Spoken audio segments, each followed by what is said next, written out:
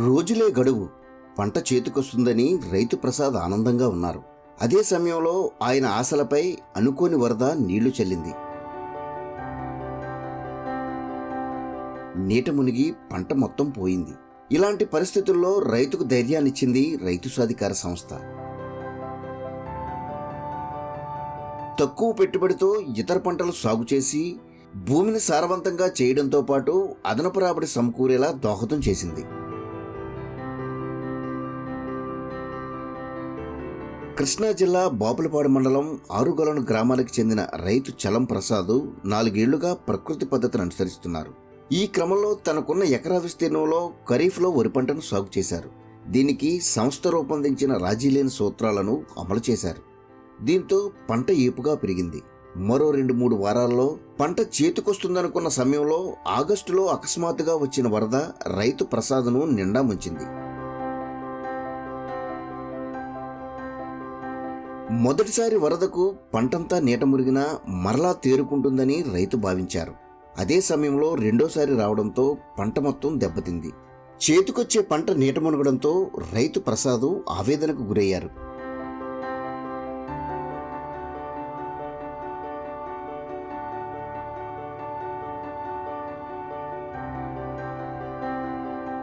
నమస్కారం అండి. మాది ఆరుగోలం గ్రామం. నా పేరు చలం ప్రసాద్. నేను న్యాచురల్ ఫార్మింగ్ చేసే రైతునండి. ఇది మా న్యాచురల్ ఫార్మింగ్ ఫీల్డ్ అండి. ఇది మా ఓన్ ఫీల్డ్.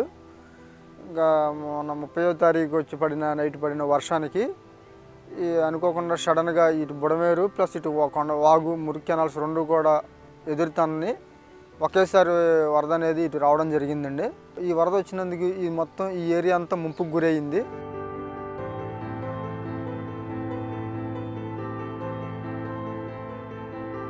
ఇప్పుడు ఆల్రెడీ 3 రోజులు అయిందండి. ఈ వర్షం వచ్చి 3 రోజులు అయింది. ఈ 3 రోజులు కూడా వాటర్ ఎట్లా స్టోర్ అయ్యి ఉంది. ఇంకా మ్యాక్సిమం ఇంకా 4-5 రోజులకు కానీ తగ్గిద్ది అనే ఆలోచనలో ఉన్నాము. వాటర్ అయితే ఇంకా తగ్గట్లేదు, అలాగే స్థిరంగా ఉంది.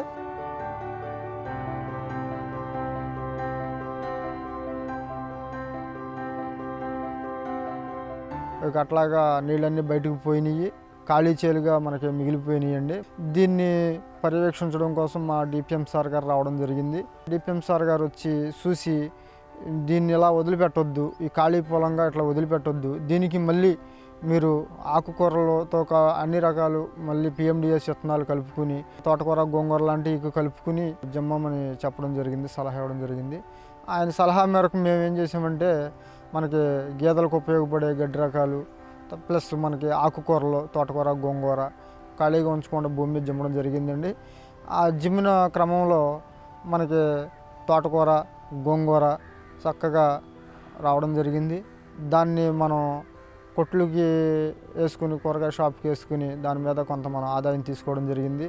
మళ్ళీ ఉన్నది కూడా మనం గేదెలకి కోసుకుని గేదెలు మేపుకోవడం కానీ మనకి ఇంటికి పచ్చిగడ్డిగా తెచ్చుకోవడం కానీ ఇట్లా మనం పశువులకు కూడా ఉపయోగించుకోవడం జరిగింది. అంతిమంగా మనం ఏంటంటే భూమిని ఖాళీగా లేకపోకుండా గ్రీన్ కవరేజ్తో ఉంచగలిగామండి. ఇదే సమయంలో ధైర్యం తెచ్చుకొని రైతు సాధికార సంస్థ సలహాతో పిఎండిఎస్ మాదిరి నవధాన్యాల సాగుకు నిర్ణయించి విత్తనాలు చల్లుకున్నారు. వీటిలో సంస్థ విధించిన సార్వత్రిక సూత్రాలను అమలు చేశారు.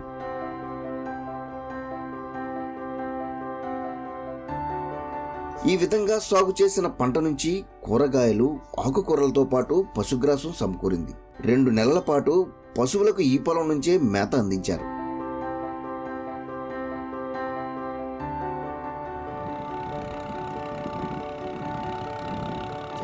అనంతరం రబీ సాగు చేసేందుకు నిర్ణయించి మిగిలిన పంటలతో కలిపి దుక్కు చేసుకున్నారు. ఈ క్రమంలో బీజామృతంతో శుద్ధి చేసిన మినుము విత్తనాలను యథపద్ధతిలో జల్లుకున్నారు.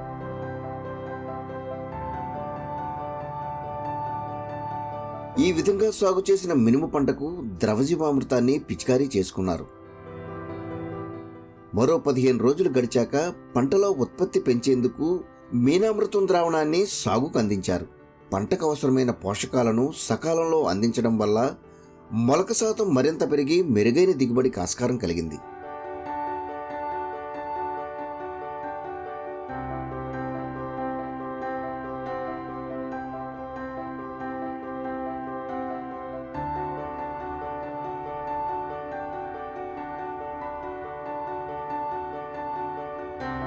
కలిగి దున్నుకున్న తర్వాత రబీకి వచ్చేసి మనం మినుము సాగు చేసుకోవడం జరిగింది.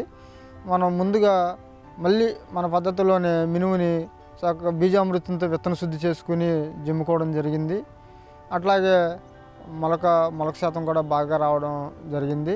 విత్తిన 15 రోజులకి జీవామృతం అనేది స్ప్రే చేయడం జరిగిందండి. తర్వాత అట్లాగే 20 నుంచి 25 రోజులకి మనం మీనామృతం కూడా స్ప్రే చేయడం కూడా జరిగింది. తర్వాత ఫర్దర్గా ఇక మనకి చీడపీడలు అనేవి సహజంగా వస్తాయి కాబట్టి వాటికి మనం ముందస్తుగానే నీమాస్త్రం, బ్రహ్మాస్త్రం అట్లా మనం కషాయాలు వాడుకుంటా అట్లాగే ఈ యొక్క పైరుని చూసి మేము రాబోయే రోజుల్లో మంచి ఈల్డింగ్ తీస్తామనే నమ్మకం అయితే మాత్రం మాకు ఉంది. అట్లాగే పూర్తిగా మన ప్రకృతి వ్యవసాయ పద్ధతిలోనే ఈ పంటని దాదాపు 6 నుంచి 8 బస్తాల దాకా తీయగలం అనే అయితే నమ్మకం అయితే మాత్రం మాకు చాలా బలంగా ఉందండి. వరద వల్ల నష్టపోయిన రైతు ప్రసాద్ అదే దిగులుతో ఉండిపోకుండా సంస్థ అందించిన ధైర్యంతో మరోమారు శ్రమ చేసేందుకు నిర్ణయించారు. పంట పోయిన భూమిలో పిఎండిఎస్ సాగు చేసి మేలైన ప్రయోజనాలు పొందారు.